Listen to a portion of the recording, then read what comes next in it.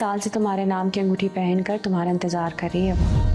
कोई ऐसी ऐसी बात नहीं करना है कि उसका दिल टूट जाए। मेरा तुमसे कोई मोहब्बत कौन गवाता है? मेरे बाप को मारा उसने। छोड़ूंगा नहीं, कहाँ जाऊंगा? खानदान की इज्जत संभालने के लिए बहन और बाप को ही कूदना पड़ता है। तुम क्या दुश्मनी निभाओगे? तुम्हारे बस का काम नहीं है। ड्रामा सीरियल शेर में व्यूवर्स अब तक आप देख चुके हैं कि डॉक्टर फजर शेर के टेस्ट रिपीट करवाती है। वो कहती है कि 1 साल गुजर गया है और इसकी तबीयत में अभी तक कोई सुधार नहीं आया और शेर क्योंकि बंधा रहता है इसकी वजह से इसको ज़ख्म हो जाते हैं और वो ज़िद करता है कि मुझे खोला जाए ताकि मैं बाहर जा सकूं।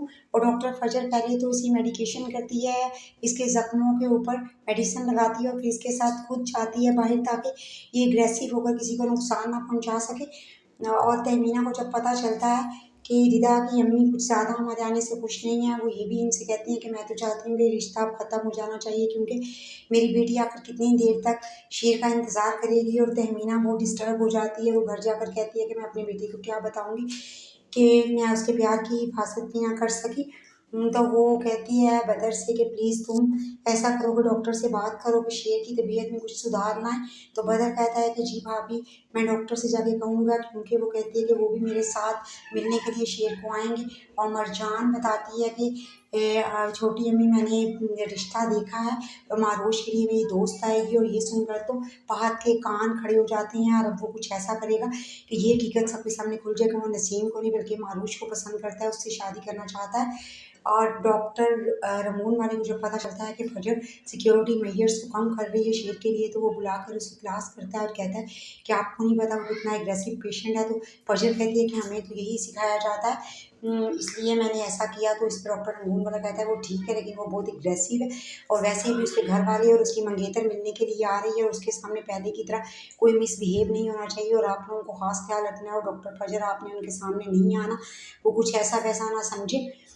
और ये तो थी अब तक की स्टोरी। अब आने वाली एपिसोड में आप देखेंगे कि डॉक्टर फजर जाके शेर को प्यार और मोहब्बत से समझाएगी कि इस बार तुम्हारी मंगेतर तुमसे मिलने आ रही है और 1 साल से तुम्हारा इंतज़ार कर रही है तो उसके साथ कोई मिसबिहेव ना करना कि उसका दिल टूट जाए और वो ख़राब दिल के साथ वापस लौटे। इस पर शेर हंसता है और कहता है कि जिसे आपकी मोहब्बत की कदर ही ना हो उसकी मोहब्बत को गंवाना कैसा। और फजर कहती है कि कैसी बातें कर रही हो। और थोड़ी देर बाद ही शेर को ये भी बता देती है कि उस दिन मैं तुम्हें चेक करने के लिए नहीं आऊँगी इसलिए कि तुम्हारे घर वालों को ऐसा ना लगे कि ये दुश्मनी की आड़ में इसे मज़ीद बीमार करने की कोशिश कर रही है।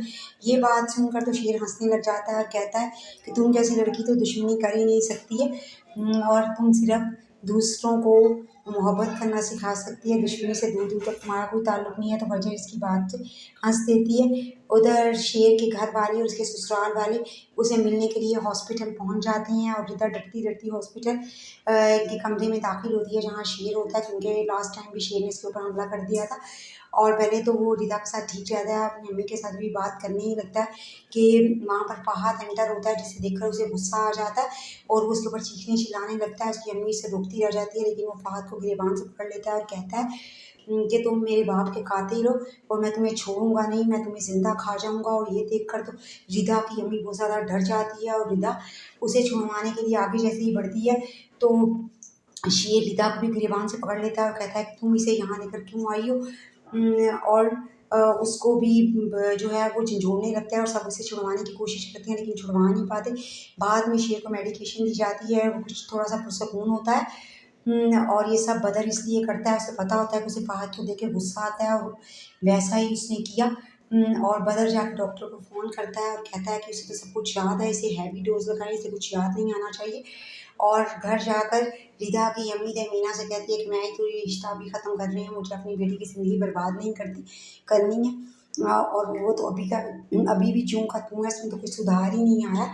तो उधर जब फजर वो तैयार हो रही होती है हॉस्पिटल के लिए तो उसकी फूफू उसे देख रही है शाताश और जाकर भड़काती है शुजात को और कहती है कि मुझे इसके रंग ठीक नहीं रख रहे, इसे इसकी जॉब छुड़वाओ, घर बिठाओ।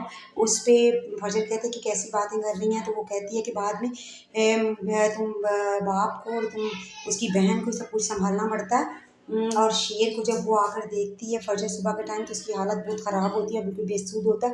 फजर उसे उठाने की कोशिश करती है लेकिन शेर होश में नहीं आता, वो नींद में बुड़बुड़ा रहा होता है कि मेरे कानों में आवाज़ें आ रही हैं। फजर उससे पूछती है तो वो कहते वो उसे कुछ समझ नहीं आ रहा होता, वो कहता है कि ठप ठप ठप की आवाज़ें हैं। पहले तो फजर उसे नॉर्मल करने की कोशिश करती है और फिर जब वो पुरसकून होता है तो उससे पूछती है तुम क्या कह रहे थे। तो इस पर शेर बताता है कि मैं पुरसकून होता हूँ लेकिन जैसे ही कोई मेरे कमरे में रात में आता है मेरे कानों में आवाज़ें आती हैं, तो उसके बाद मुझे अजीब से अटैक होना शुरू हो जाते हैं, मेरे जिस्म में अजीब सी तकलीफ़ होने लगती है।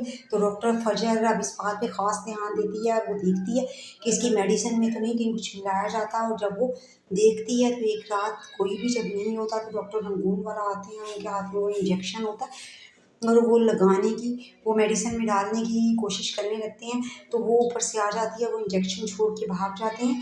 वीडियो पसंद आई हो तो लाइक शेयर और सब्सक्राइब ज़रूर करें।